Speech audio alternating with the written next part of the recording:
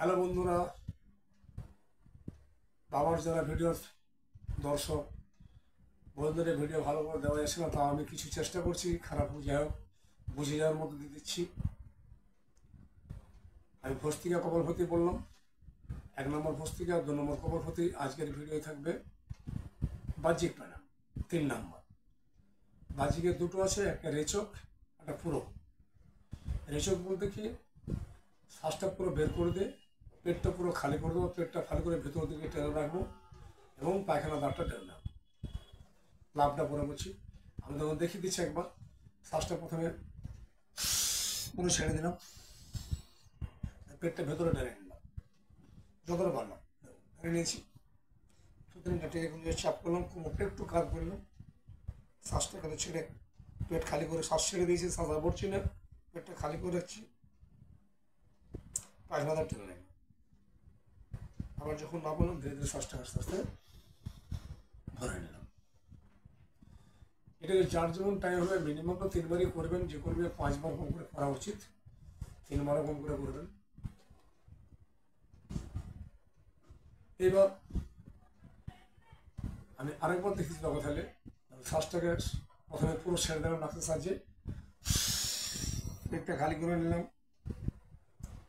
ধরে রাখলাম, পায়খানা তার ভেতরে টেনে নিলাম, ধরে রাখলাম, তারপর আবার ছাড়লাম। এবার দেখুন,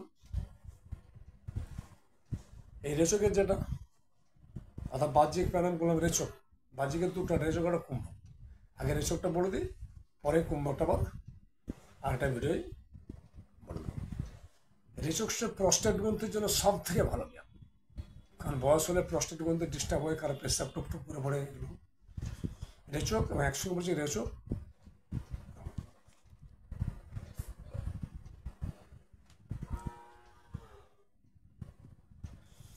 আর রেচক আর শ্বেতবন্ধাসন, এই দুটোই করে শ্বেতবন্ধাসনটা ভুস্তেসা করা যায়, আবার উপর দিকে কোমরটা তুলে পেট খালি করে দেখানো হচ্ছে ভিডিওতে। আর প্রস্টেট গ্রন্থের জন্য এর সব থেকে ভালো হচ্ছে, প্রস্টেট গ্রন্থের জন্য ভালোর জন্য একটা প্রধান ব্যায়াম। যাদের অনেক বহুমূত্র রোগ, অনেক বেশি বহুমূত্র রোগ হয়, তারা বহুমূত্র রোগে ভালো, পোস্টেটের রোগ থেকে এতে মুক্তি দেয়। এর মেন কাজ হচ্ছে তখন প্রস্টেট গ্রন্থির কাজ। তার মানে যখনই আমি পায়খানা দাঁতটা টেনে রাখছি বা শ্বাসটাকে, তারা পাইলস, ফিস্টুলা, ভগন্দ একই লাভ করি। পাইলস, ফিস্টুলা, ভগন্দর কিন্তু প্রায় একই জিনিস, একটু 19-20-এর মধ্যে আছে, এটা বললে টাইম লাগবে। হার্নিয়ার জন্য এটা ভালো। এই প্রাণায়ামটা করলে কী হবে, স্বপ্নদোষটা আপনার কমে যাবে, শীঘ্র প্রথম কমবে। যৌন রোগ, স্থির রোগটা প্রচুর লাভ হয়। যৌন রোগ, স্থির রোগ, উদর রোগে লাভ হয়। এটা গোদাফাংশ লাভ প্রদান করে।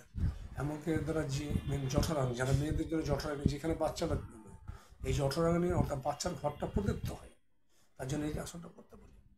মনের চঞ্চলতাও দূর হয়, বুদ্ধি খুব সূক্ষ্ম হয়, বুদ্ধি খুব তীক্ষ্ণ হয়। আর একই জিনিস সবসময় শিব সংকল্প, দুর্গা, যে কোনো ঠাকুরকে সংকল্প নিয়ে আমি মনে মনে চিন্তা করছি যে আমার সব যেন রোগ বাড়ি, মানে এই সাহায্য আমার বেড়েছে। তো কম করে 5বার করে করবেনই। যাদের বড় রোগ হবে একটু বেশি, তারা একটু বেশি করে 11বার করবেন। এটা এখানে মনে রাখুন। সকলকে ধন্যবাদ।